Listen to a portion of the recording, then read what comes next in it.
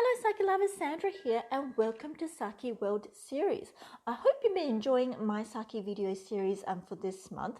Now, if you have a specific question that you would like to learn about Japanese sake, please comment and share what you would like to know. I'll include them in my next video series if you have any questions that needs to be answered, so please share. Okay, so let's start. So this week is about recapping of all what we have learned this month and just focusing on those certain topics that we would like to refresh our mind to actually understand more about the Japanese sake world. Common sake mistake: drink sake like a shot. So let's be clear, just because you see serving of sake is in a small cup like this or small shot glasses doesn't mean we shot the sake up. No. The correct way to actually enjoy sake as well as drink sake, you sip it like so. Here I have a small ochoko cup. In Japan, they call this the janome sake ochoko cup, and which means snake eye. So here you can see there's blue contrasting rings, and the main purpose originally was to allow sake professionals to actually assess the clarity of the sake. So today I'll be giving tasting reviews on 3 different sakes from my sake collections. Let's taste. So the first one we're going to try first is from Miyagi, and it's called Hakurakusei Tokubestu Junmai from Niizawa Sake Brewery. So this sake has been polished at 60%, so that's why it's made special, which is Tokubestu. It is made by the rice they have used is Yamada Deshiki, which is a king of sake rice in the sake Pacific rice world, and alcohol level is 16%. So let's have a taste. So I'm going to use the ochoko cup for this one.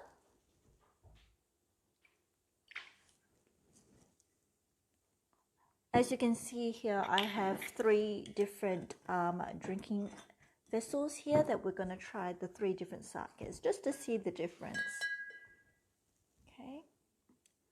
So the temperature I'm having the Hakurakusei is actually semi-cold, so it just came out of the fridge, but it's not so cold because it's been outside of the fridge for a while. So actually the color, maybe you can't see, here is actually more yellow color. Bit hard to see it when I can't even bend it here, but yeah, that's what the color looked like. So I'm getting some sort of floral fragrance from it. And now let's have a taste. And do remember the experiences that I focus on in the topics this month about the taste experience, as well as the second taste experience will be the texture, and see what we're going to experience first. So it's actually not cold because I've had it outside for a while. So this would feel like more room temperature to me. So not very cold. So I first get this lovely smoothness first, which is texture. Okay. Then the sweetness came in afterwards, which is the taste. Then I got a little bit of a dry finish, which is actually a combination of taste and texture altogether. And then it's a clean cut, so clean is also a texture feel, so I'm not getting any taste at all. There's nothing lingering on it, so it's quite enjoyable actually. So let's try the next sake.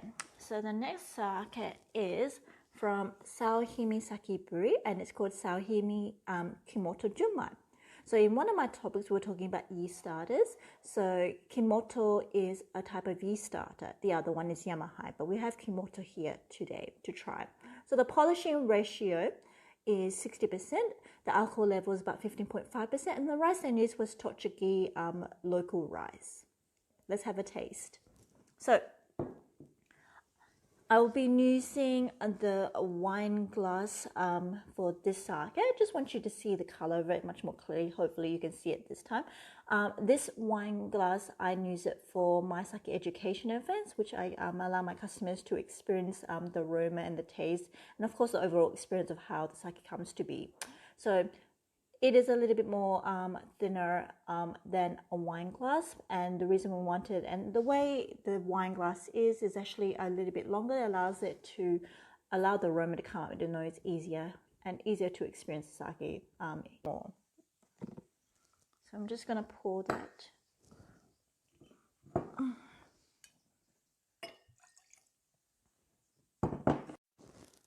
Okay, so I was mentioning about clarity with the chocolate cup with the blue ring. You can see whether or not it is, you know, clear or not.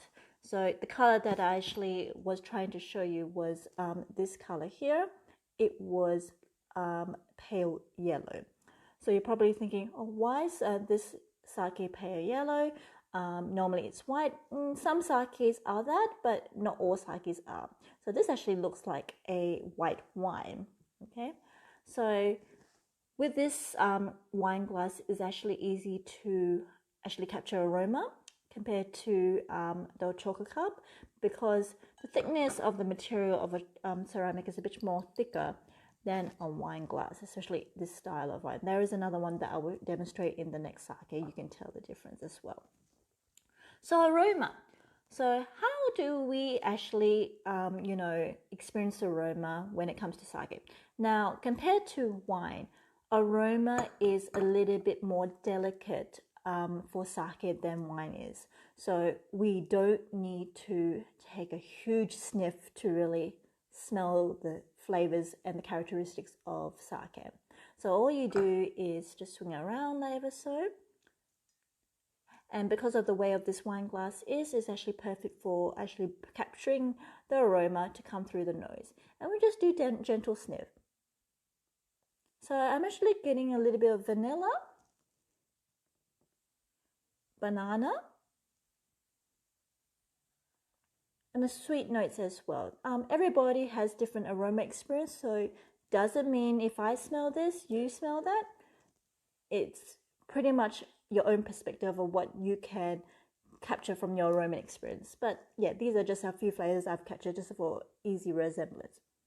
Okay, now let's have a taste. So Sawahime Kimoto Junmai, this sake, I've kept it at room temperature. I just wanted to see how much of the flavors will come out.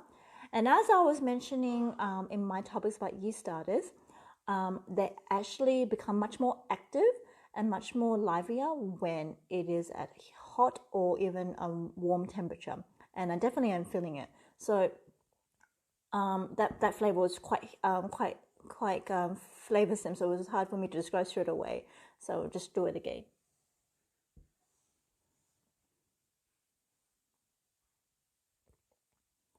So we definitely get that smoothness, again, texture.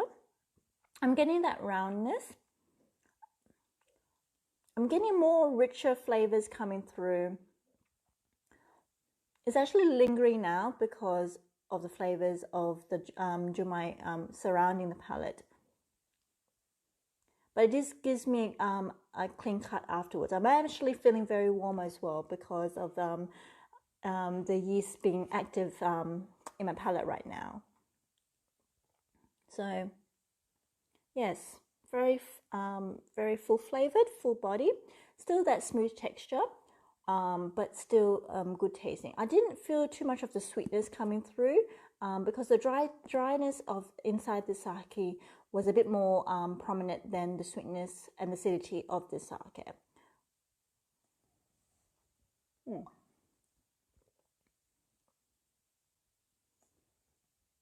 Delicious. All right, let's taste the last sake.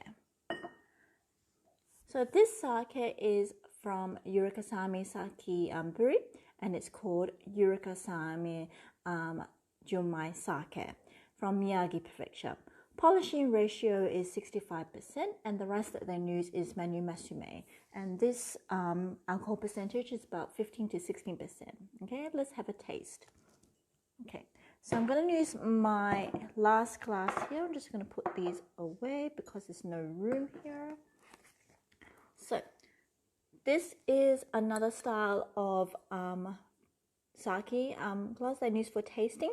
This was a little bit more thinner than my wine glass and actually much professional as well. Let's have a taste.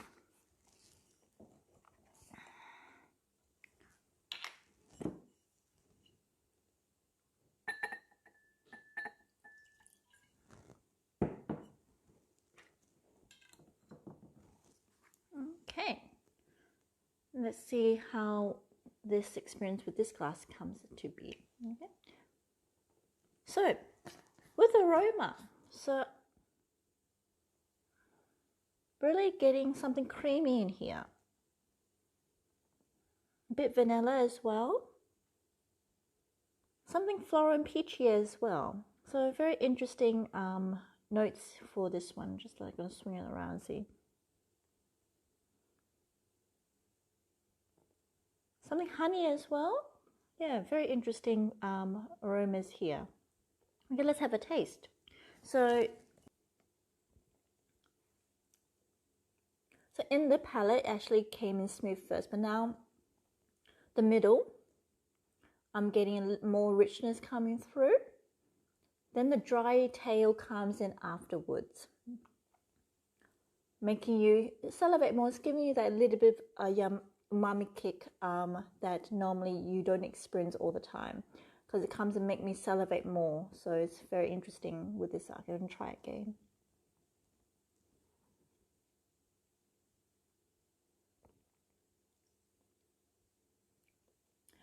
Very easy to drink. It's very well balanced. So there's not a huge sweetness level, not a huge dryness level. So I actually call this sake my one straight road type of sake, and I actually allow customers to experience that. But you only can experience this well balanced feeling when it's at room temperature. So this is actually feels really at room temperature. So the acidity is not so strong because the cold temperature hasn't been affecting it. So we're actually really enjoying the Junmai at its natural character right now. So it's really enjoyable. Yum. Okay, that was a taste test. So which one was my favorite? All of them. All of them were so delicious. Now, I will point out that I did have a bit more better experience with the type of drinking vessels that I used. So I did enjoy the sakes more from the wine glass, as well as this other sake tasting glass as well. I think I just got more of an experience because the aromas, the taste, the feeling it comes through the palate was just a bit more enjoyable, and actually can capture more things that you could experience from an chocolate cup. Well, that's just my preference as well. But still, a chocolate cup is still easily enjoyable for most sakes, of course. But yeah, if you want to capture more, I would say the other two glasses will probably be much more a better preference. So if you enjoyed any of the sakes from my Sake World series this month, please go to my online store Sake World, www.sakeworld.com.au, and purchase your favorites from there. So it's bye from me, and I will see you here next week for more Sake World series. So remember, no sake, no life.